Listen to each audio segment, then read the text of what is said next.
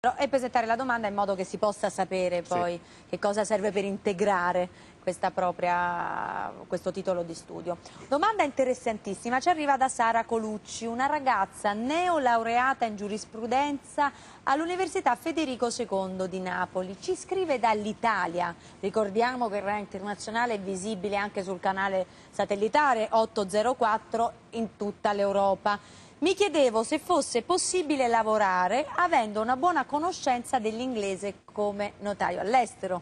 Questo lei vorrebbe fare. Ho letto che nei consolati sono istituiti gli uffici notarili e questo mi ha acceso una speranza. Sono soddisfatta degli studi che ho fatto e della scelta che ho preso, ma mi sono resa conto che forse è difficile rimanere qui in Italia per esercitarla, a meno che io non emigri. Quindi è una richiesta di emigrazione del 2010. Beh, in questo caso io spengo questa esile speranza sul notariato. È una bella domanda.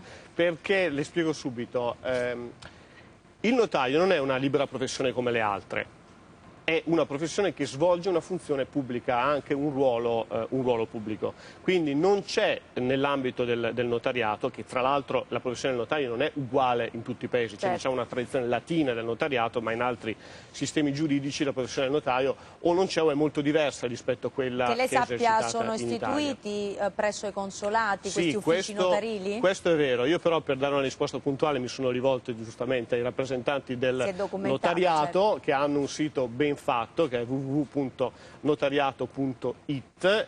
Tra l'altro è un servizio che dà molte informazioni soprattutto sui giovani che vogliono accedere alla professione non soltanto interessante. Voglio soltanto dire una cosa, un'informazione: il 45% degli avvocati in Italia è figlio di avvocati, ma soltanto il 17% dei notai italiani è figlio di un notaio. Quindi è una professione importante per chi vuole studiare fino in fondo. Che non si tramanda, mi perdoni, studiano anche gli avvocati, però c'è forse una tradizione familiare, anche perché i concorsi di notaio sono... Esatto, i concorsi di notaio sono evidentemente una cosa piuttosto seria, però al di là di questo il notaio, proprio perché svolge una funzione pubblica, non può svolgere il praticantato all'estero e gli uffici presso i consolati non hanno, mi dicono, le caratteristiche tali da poter garantire il praticantato. Anche qualora un laureato in giurisprudenza in Italia faccia il praticantato presso un notaio all'estero, se lo può fare solo in ragione di convenzioni,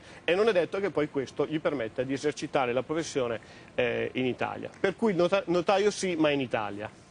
Grazie tantissimo a Romano Benini. Lei non ha visto che cosa si fa in queste puntate? È la prima volta che partecipa a questa nuova edizione?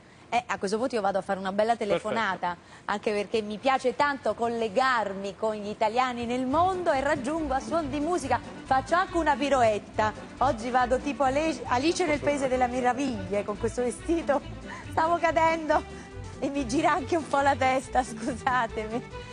Raggiungo il tavolo perché è arrivato il momento di comporre questo numero 05